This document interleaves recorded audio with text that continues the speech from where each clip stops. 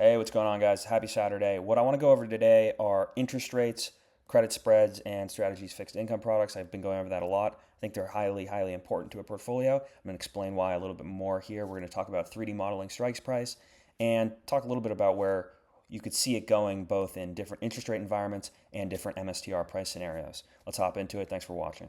As you can see my screen here, first we need to get into credit spreads. And credit spreads are just a fancy term for the difference in percentage yield between a certain fixed income instrument and the risk-free rate.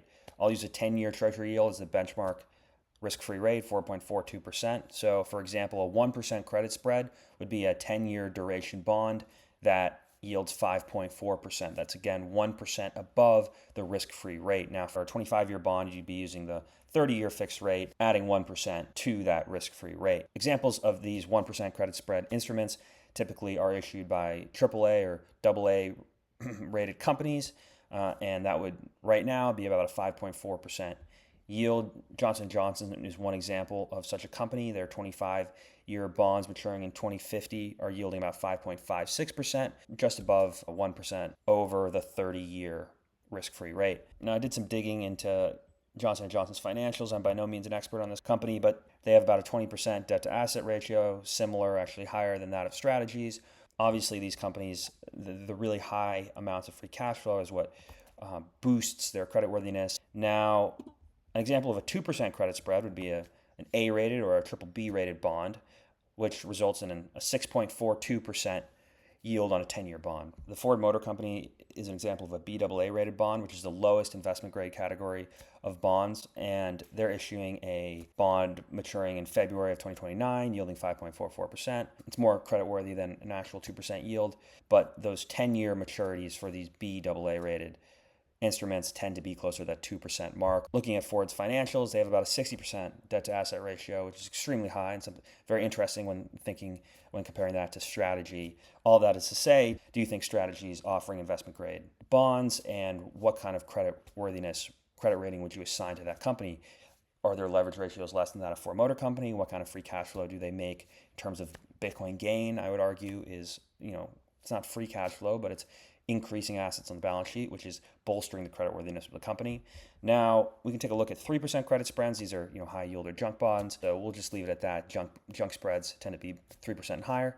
And if you apply these kind of spreads in this framework to Strike, STRF, and Stride, Strike has a spread of 3.28, Strife has a spread of 5.28%, and Stride has a spread of 6.78. Now, in my opinion, these are all extremely underpriced in terms of what else is out there in the fixed income market. Strike, especially considering it has the convertible option.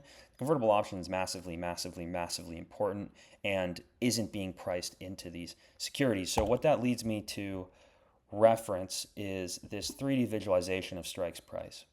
And you can think of, and I've said this before, but I'll say it again, you can think of Strike as having two components, both the convertible component and the bond component. And you can almost think of them separately, right? So right now, Strike has about $38 of exposure to MSTR Class A stock in the convertible portion of the bond for each $100 of Strike, and the rest is kind of the bond or the exposure to the actual fixed income product.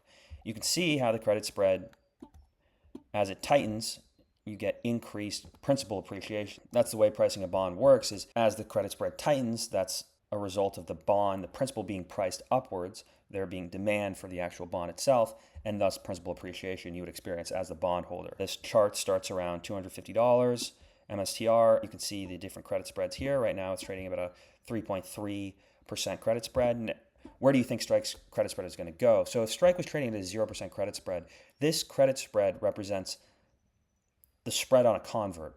For reference, Strategy has convertible bonds out in the market which have duration risk for Strategy. They all have coupons between 0 and 2.25%. Now, these bonds are different beasts than Strike because the actual conversion price is only about 35 to 55% above the reference price, whereas right now Strike's strike price trades at an 163% premium to the underlying. That's still to say, look at how low these coupons are. A 0% credit spread on Strike would be yielding around 4.24% on the entirety of the bond, and this would still be well above the other Strategy convertible bonds in the market. So something to take into consideration. So what is this model kind of price? Well, it looks like strikes going up in any direction. That's kind of what I think. I think this credit spread will tighten closer and closer to zero because this convertible option is such a attractive product, and especially as the MSTR price continues to rise, we'll see principal appreciation as well. And then finally, I'm going to reference a short chart from Jesse, one of the lawyers in True North, who mentioned this, and it just shows the Bitcoin returns, a little bit of hopium after major geopolitical events. And I wanted to cross-reference that with the change in interest rates after these specific events. And unfortunately, I wasn't able to find any statistical significance here. But this is an interesting chart, and I'll post it with this video such that you can look at it yourself and see kind of the change in interest rates after these different periods of time. Regional banking crisis, there was a significant drop in interest rates, and then similarly, the COVID outbreak saw a decrease in interest rates over time as well. That's all for today. Kind of a hodgepodge of a bunch of different stuff, but I think the key takeaway is pricing strike, understanding where it could go, and understanding that in the market it's actually a very, very attractive product that investors aren't really looking at the right way. Now, there have been points made, will its principal be allowed to appreciate, considering that strategy will be using the ATM on this offering? Well, ultimately, these things are priced based on their conversion, their convertibility, and their bond. And what prices them? It's demand in the market. Once strategy hits their debt to asset ratio threshold, they can't issue any more of these products. There's no cap for ATM issuance, effectively.